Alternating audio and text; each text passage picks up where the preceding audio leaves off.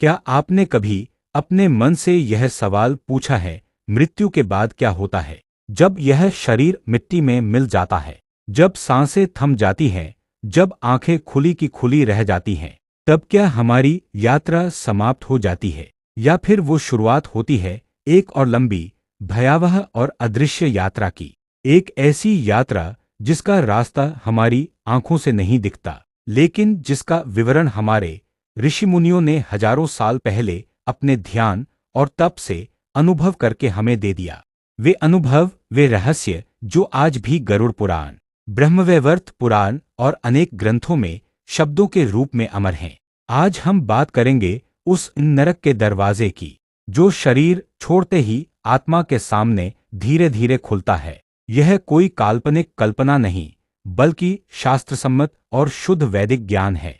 गरुड़ पुराण में विस्तार से वर्णन मिलता है कि जैसे ही किसी व्यक्ति की मृत्यु होती है, तो यमराज के दूत यमदूत तुरंत वहां प्रकट होते हैं। उनका रूप वर्णन के परे है, काले रंग के, लंबे लंबे नाखून, लाल अग्नि जैसी आंखें। उनके हाथों में फांसी का फंदा और लोहे की रस्सियां होती हैं। वे आत्मा को उसके शरीर से बाहर निकालते हैं, और तब शुरू होती है आत्मा की अगली यात्रा, जिसे पितृयान कहा गया है। यह यात्रा केवल दूरी की नहीं, बल्कि कर्मों की होती है। आत्मा को अगले 48 दिनों तक अनेक पड़ावों से होकर गुजरना होता है।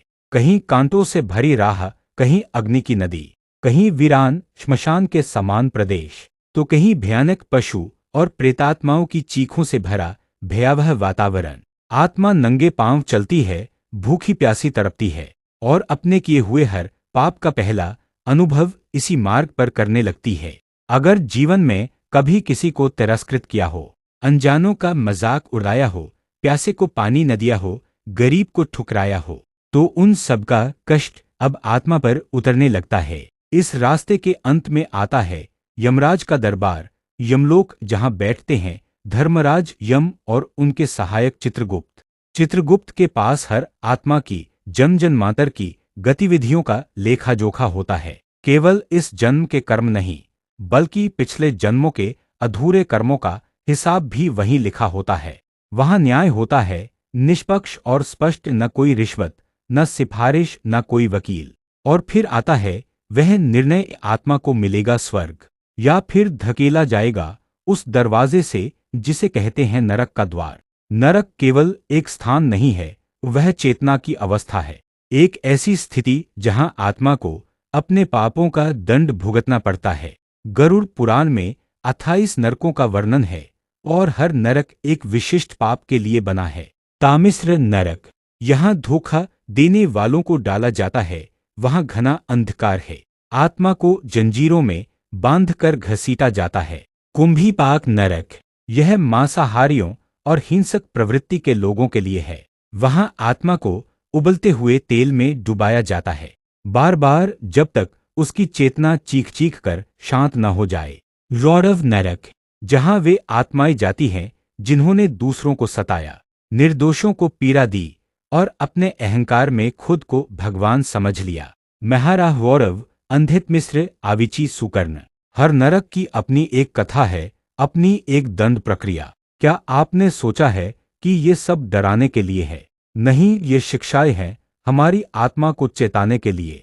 हमारे धर्म में कहा गया है, पाप का फल निश्चित है, लेकिन सच्चे प्रायश्चित से नरक का मार्ग भी रुक सकता है। श्राद्ध, दान, तर्पण, सेवा, सत्य, तप और संतोष, ये वो पुण्य हैं जो आत्मा को नरक के द्वार से बचा सकते हैं। और इसी उद्देश्य से बना है हमारा YouTube चैनल। यह चैनल केवल एक धार्मिक मंच नहीं है, बल्कि आत्मिक यात्रा को समझने का प्रयास है।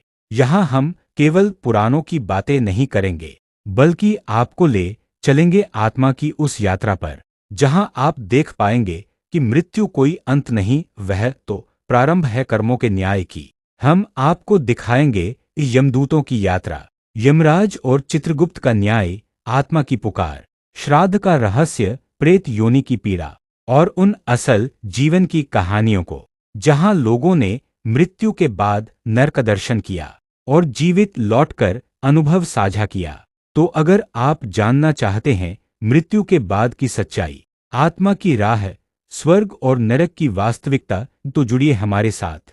सब्सक्राइब कीजिए नरक का दरवाज़ा, बेल आइकन दबाइए और हर रविवार एक नया रहस्य लेकर हम आएंगे आपके सामने। क्योंकि अगली बार जब ये दरवाज़ा खुले तो वो किसी आत्मा का इंतजार नहीं कर रहा होगा। शायद वो आपका नाम पुकार रहा हो या मेरा।